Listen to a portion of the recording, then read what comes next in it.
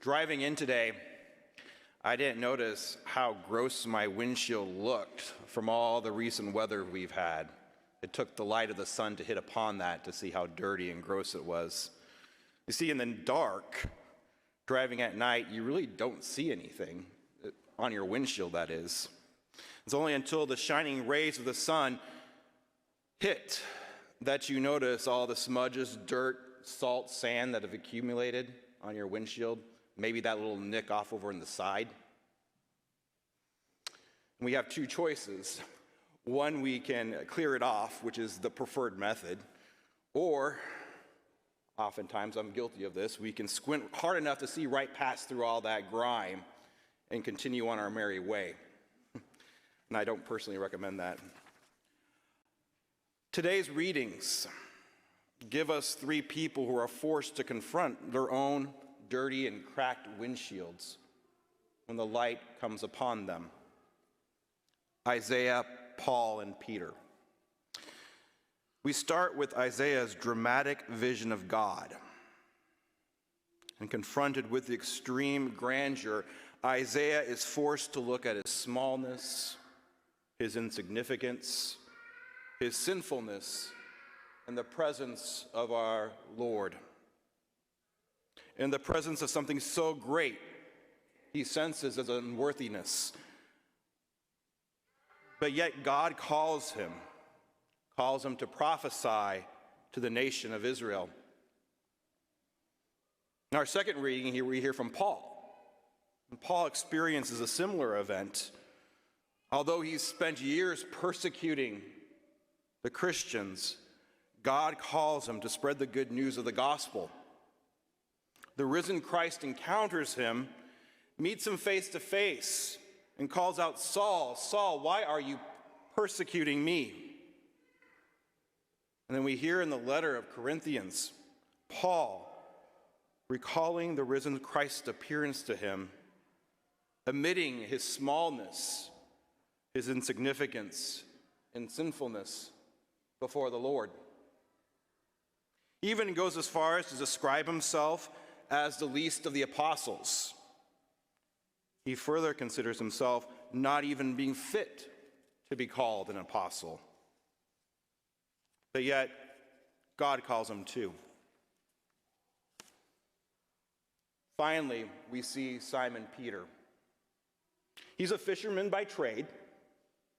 He knew that fishing was best done at night when the fish come to the surface to feed, not during the day.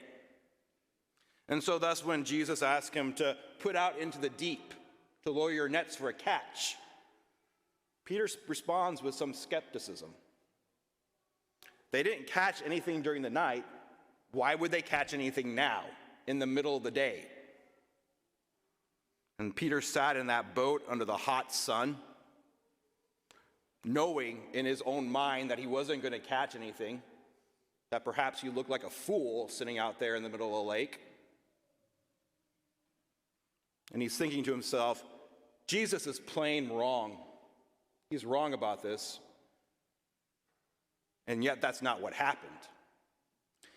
They pulled up a net that was ready to burst at the seams. Like Isaiah and Paul, Peter feels the weight of his heart, and he sees his own sinful nature. And he cries out, "Depart from me, Lord, for I am a sinful man." But yet again, God calls Peter forth to be his disciple. Not only just a disciple, but Peter will be the rock upon which Christ will build his church. Isaiah, Paul, and Peter all admit to being sinners. But what I think is important is their honesty, their humility. And it's that humility that gives them grace. It's that humility that brings them into discipleship with Christ. To be in relationship with Christ, to be his disciple, we are called into humility.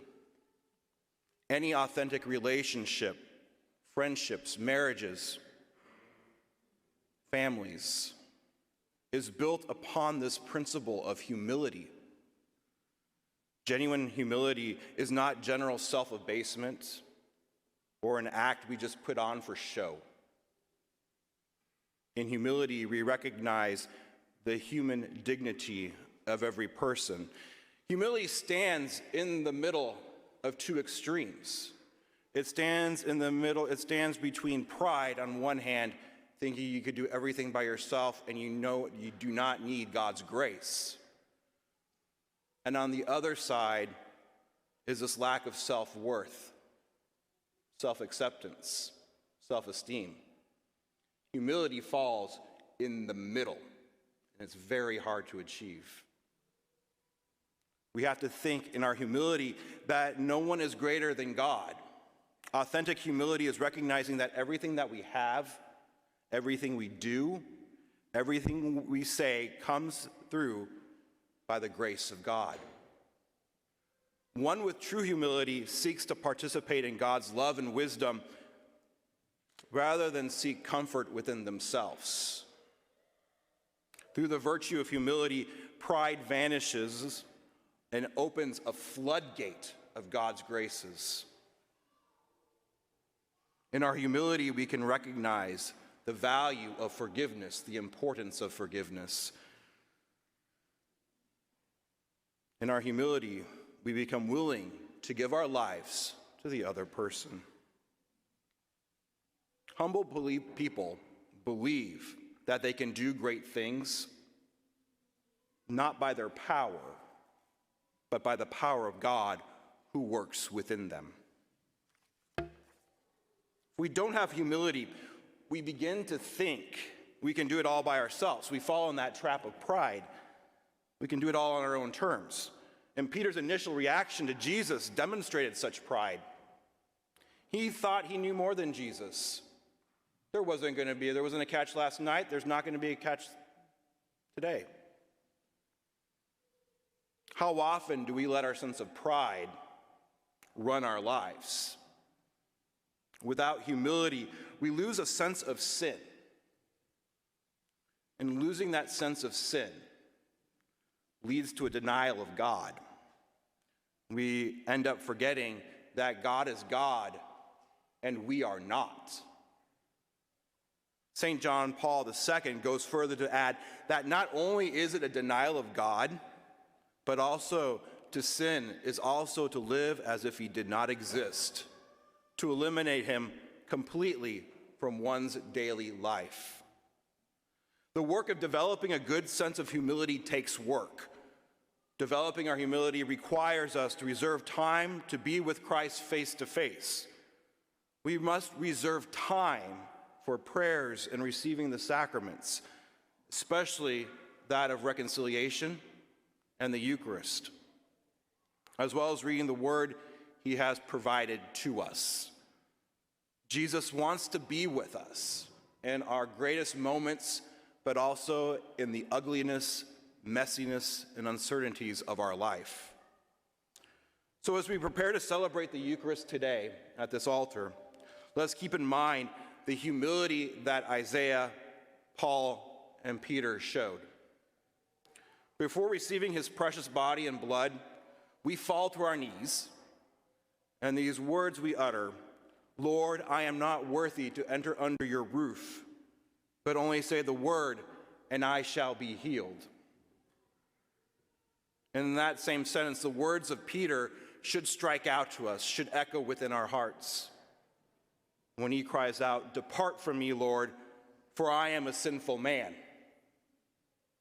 And yet, because Christ's love for us is so great, he embraces us, nourishing our entire being, just like he did for Isaiah, just like he did for Paul, just like he did for Peter, just like he will do for us. We just need to recognize the dirt on our own windshields when that light comes shining through. Will your humility allow you to receive his embrace?